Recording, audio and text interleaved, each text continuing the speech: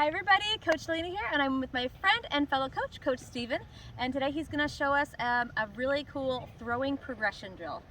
A warm-up throwing progression that you like to use at the beginning of practice. After stretch, after plyometrics, you can really use this. You can use any variation that you want. If you have something you want to use yourself, that's perfectly fine, but this is a really good example. So what we're going to start with is just, either the elbow on the glove, in the glove, however you like to do, and you can do it from your knees, standing, and really get that ball and just engage the wrist here, just like they're doing. Just close together. Again, we're starting close. It's the beginning of our progression. So just moving through. And guys, can you go down on one knee? So you can go down on one knee. You can go down on two knees. You can really do this any way you'd like, but the really point of it is to get that wrist engaged, not the whole arm. If they're doing the whole arm, but really get that wrist engaged, just like here with a normal grip. All right, next is step throwing progression, excuse me. They're gonna have their feet planted, okay? And I'm right-handed, so they're gonna do just a twist. They're gonna go glove side, reach back off the shelf, arm side, and throw. So as you can see, what they're doing here is they're going glove side, arm side, and throwing. Their feet are set. They're really focusing on the upper portion of their body to get the upper portion, the shoulders, the arms engaged. A really important one here is making sure they're reaching way back off the shelf. If you've got throwers that throw kind of the chicken wing or anything like that, this is a really good one to go glove side, arm side. They're reaching back off the shelf, separating, and throwing forward. And that's what they're really working on here.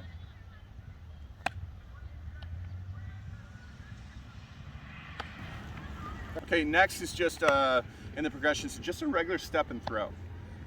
What we want to do here is making sure that they're stepping, getting that leg engaged, and coming through. Again, they're going to take the two things they already have done. They're going to take the wrist engagement. They're going to take getting off that shelf, twisting and coming forward using the lower body. Now they're going to engage the lower body and the legs.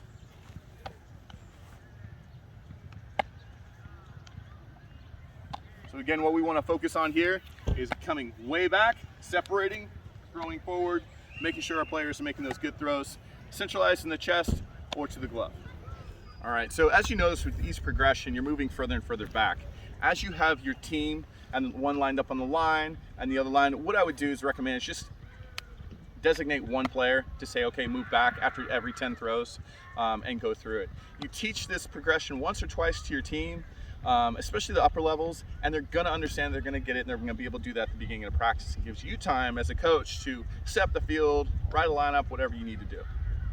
But what we're doing next is what we call rocker. So the big piece here is getting that transferring that weight forward, then backwards, and then transferring through. Again, we're doing everything we've already done. We're engaging the wrist. We're going forward, backwards, and coming through the ball, as you can see they're doing here.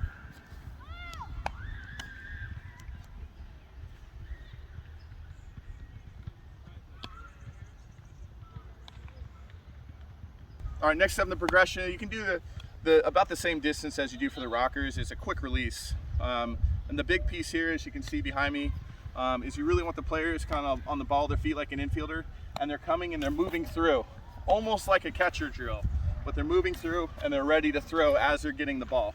What this is really going to teach is quick hands, okay? Quick hand to glove, whatever it may be, but it's really teaching to stay light on their feet, stay quick on their feet.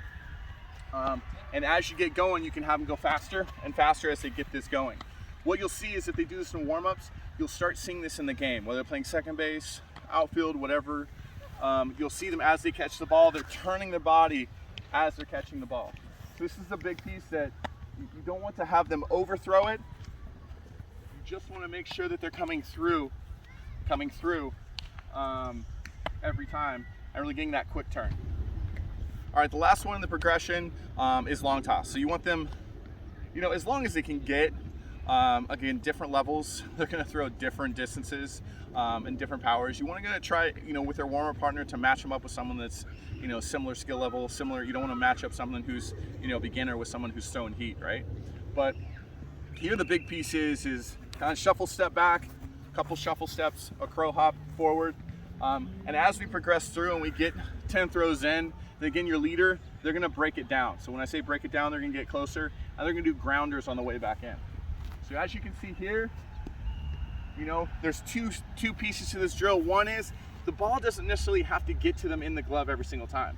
A 1-hop, a 2-hop is perfectly okay. But the big piece is keeping the ball in front of them. Okay? The throw is one, but keeping the ball in front of them as a player is also the second step. If you've got players that are throwing way over the head, they're throwing too hard. They're going over there and need to back up and get some more space. Just really want to focus on coming through the ball. And as you can see, go ahead and break it down, guys.